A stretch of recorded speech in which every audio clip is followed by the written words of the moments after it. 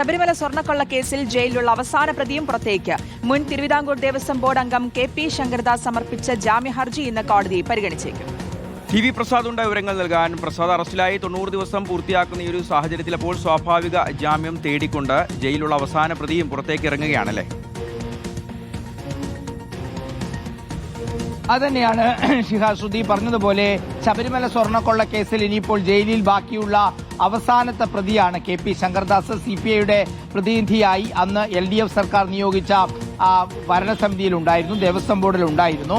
ആ ശങ്കർദാസാണ് ഇപ്പോൾ സ്വാഭാവിക ജാമ്യത്തിന് വേണ്ടി കോടതിയെ സമീപിച്ചിരിക്കുന്നത്. 90 ദിവസത്തിനകം കുറ്റപത്രം സമർപ്പിച്ചില്ലെങ്കിൽ ഒരു പ്രതിക്ക് സ്വാഭാവിക ജാമ്യത്തിനുള്ള അർഹതയുണ്ട്. അതാണ് എല്ലാ പ്രതികൾക്കും കിട്ടിയിരിക്കുന്നത്. നേരത്തെ മുരാരി ബാബു, ഉണ്ണികൃഷ്ണൻ പോറ്റി തുടങ്ങി D Sudheesh Kumar, A Padmakumar, N Vasu തുടങ്ങിയ എല്ലാ പ്രതികൾക്കും ആ ആനുകൂല്യം കിട്ടുകയും ചെയ്തിരുന്നു. തന്ത്രിയാണെങ്കിൽ മതിയായ തെളിവില്ല എന്നതിന്റെ പേരിൽ തന്ത്രിക്ക് പാതി വഴിയിൽ വെച്ച് ജാമ്യം കിട്ടുന്ന ഒരു സ്ഥിതിയുമുണ്ടായി. പക്ഷെ നിലവിൽ ഇപ്പോഴും ശബരിമല സ്വർണ്ണക്കൊള്ള കേസിൽ പ്രത്യേക അന്വേഷണ സംഘം കുറ്റപത്രം സമർപ്പിച്ചിട്ടില്ല എന്നുള്ളതാണ്.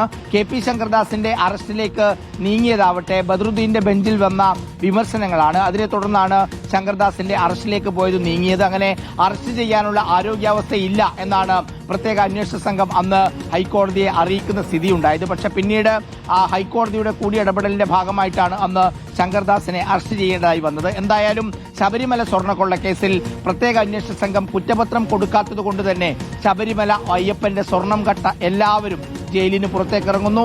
ഏറ്റവും അവസാനത്തെ പ്രതി KP ശങ്കരദാസിന്റെ ജാമ്യാപേക്ഷ ഇന്ന് പരിഗണിക്കുമ്പോൾ ഒന്നിക്കൽ ഇന്ന് അല്ലെങ്കിൽ അടുത്ത ദിവസം കോടതി ശങ്കരദാസിന്റെ കാര്യത്തിലും ഒരു തീരുമാനമെടുക്കും. ഷിഹാസ്, ശ്രുതി.